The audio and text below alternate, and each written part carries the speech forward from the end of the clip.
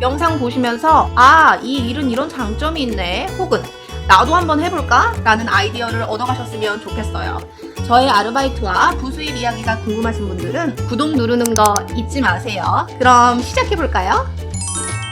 첫 번째, 아이스크림 가게 아르바이트입니다. 제 생애 첫 아르바이트는 뉴질랜드 내추럴이라는 아이스크림 샵이었답니다.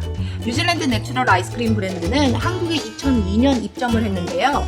현대는 더 이상 운영하고 있지 않은 것 같아요.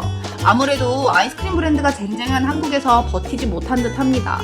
아르바이트를 한 지 10년이 훨씬 지났지만 뉴질랜드 내추럴은 여전히 제가 제일 좋아하는 아이스크림 브랜드인데요.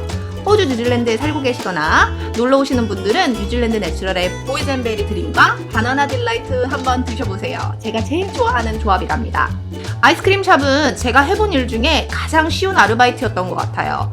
오히려 반복 작업이라 좀 지루하기도 해요. 처음에는 딱딱한 아이스크림을 많이 푸다 보니 손목이 조금 아프기도 한데 이건 요령이 생기면 나아진답니다. 아이스크림 가게에서 일했다고 하면 아이스크림 많이 먹을 수 있냐고 묻는 분들이 계시는데 일하면서 대놓고 막 퍼먹을 수는 없지만 손님 없는 한가한 시간에는 여러 가지 맛을 조금씩 퍼먹기도 했어요. 신상이 나오면 직원들에게 맛보라고 권하기 때문에 제일 처음으로 먹어볼 수 있고요. 저처럼 아이스크림 좋아하는 분들에게는 꿈의 아르바이트입니다. 두 번째, 레스토랑 아르바이트입니다.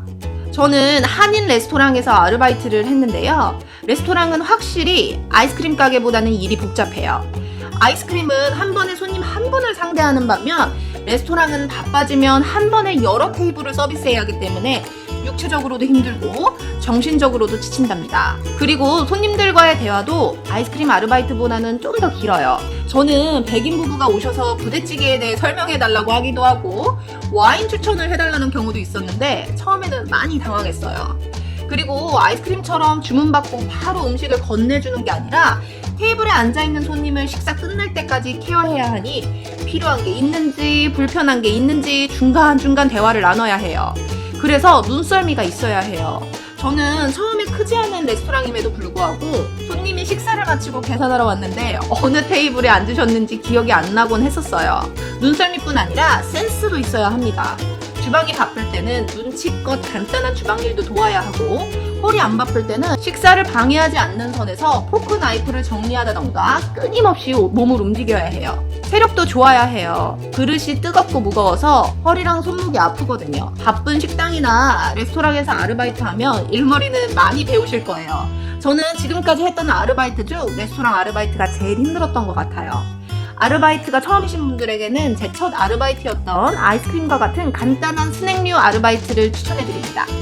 세 번째, 고등학생 과외 아르바이트입니다. 저는 대학생 때부터 본격적으로 고등학생 과외를 했는데요. 고등학생 과외를 하려면 대학교 1학년 때 바로 시작하는 게 가장 좋아요. 왜냐하면 대학교 1학년 때는 고등학교 졸업한 지가 얼마 안 되었기 때문에 공부한 내용이 다 기억이 나거든요. 그래서 저는 대학교 1학년을 시작으로 대학 졸업할 때까지 꾸준히 고등학교 1학년부터 3학년 과외를 했어요. 한 번에 많이 가르쳤을 때는 학생이 7명이었는데요. 학생 7명이면 정말 내 공부할 시간까지 쪼개서 해야 해요. 무슨 과목을 가르쳤냐고요? 믿으실지 모르겠지만 생물과 화학을 가르쳤답니다. 제가 현재는 세일즈 일을 하고 있지만 사실 대학에서는 화학 전공을 했어요. 좀 생뚱맞긴 하죠? 과외를 하면서 재미있었던 점은 학생 어머님들과 이야기를 하다 보면 항상 같은 이야기를 하신다는 거예요.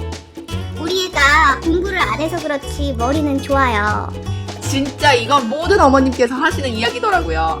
나중에 제가 제 동생을 잠깐 과외한 적이 있었는데 재밌는 건 저희 엄마도 저에게 같은 이야기를 하시더라고요. 네 동생이 공부를 안 해서 그렇지 머리는 좋아, 그치?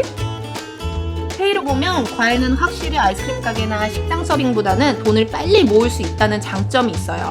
앉아서 하기 때문에 내 학업과 병행을 해도 체력에 큰 지장이 없고요. 저는 학생들이 성적 오르는 걸 보면서 보람도 많이 느꼈고 제가 가르쳐준 대로 열심히 하는 모습들을 보면서 제가 오히려 자극받기도 했어요.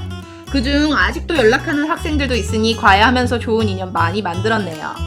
마지막으로 네 번째, 연구실험 아르바이트입니다. 대학생이시라면 교내에서 하는 연구실험 참여 모집이 있는지 한번 찾아보세요.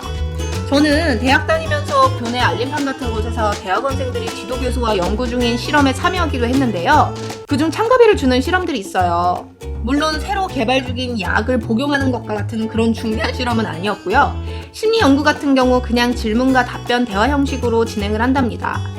제가 참여했던 실험 중에 가장 기억에 남는 건 바로 인종별 피부가 차가운 환경에서 견디는 것에 얼마나 관련이 있는지 연구하는 실험이었는데요. 제가 한국인이라고 이메일을 보내니 마침 필요했다고 답이 왔어요. 실험은 차가운 얼음물에 10분간 손을 넣었다가 피부 자극을 측정하는 실험이었습니다. 이게 쉬울 줄 알았는데 막상 손을 얼음물에 넣으니 진짜 살을 찌르는 차가움에 못 참겠더라고요. 그래서 저 이거 못할 것 같다고 손을 뺄까 말까 했더니 연구원께서 처음에만 그렇고 점점 무뎌질 거라면서 자연스럽게 다른 주제로 이야기를 돌리더라고요. 손 담그고 있는 동안 연구 진행이 어떠냐, 왜 이런 실험을 하게 되었냐 등 대화를 나누었고 겁먹었던 것보다 10분이 금방 갔어요. 얼음물에서 뺀 손은 완전 빨갛게 얼어 있었는데 간단한 기계로 피부를 측정하고 실험은 끝이 났어요. 그때 실험 참가비가 한국 돈으로 현금 2만 원이었는데 사실 30분 정도 투자해서 2만 원이면 학생에게는 큰 돈이죠. 그리고 저는 돈을 떠나 그분이 하는 실험에 대해 흥미로운 이야기를 들을 수 있어서 좋았어요. 그래서 이걸 계기로 다른 연구에도 여러 번 참여했는데 그때마다 내가 모르는 분야의 이야기를 들을 수 있어서 흥미로웠답니다. 특히 대학생분들 중에 앞으로 공부를 좀 더 오래 할 생각이 있으신 분들은 논문을 쓸 때 이렇게 연구하는구나 알 수 있으니 이런 실험 참가하는 거 완전 추천이에요. 다음 영상에서는 제가 하고 있는 짭짤한 부업에 대해 이야기해보려 합니다. 부수입에 관심 있으신 분들은 잊지 말고 영상 좋아요와 채널 구독 눌러주세요. 제 영상으로 여러분의 돈과 삶에 좋은 변화가 있기를 응원합니다. 그럼 안녕!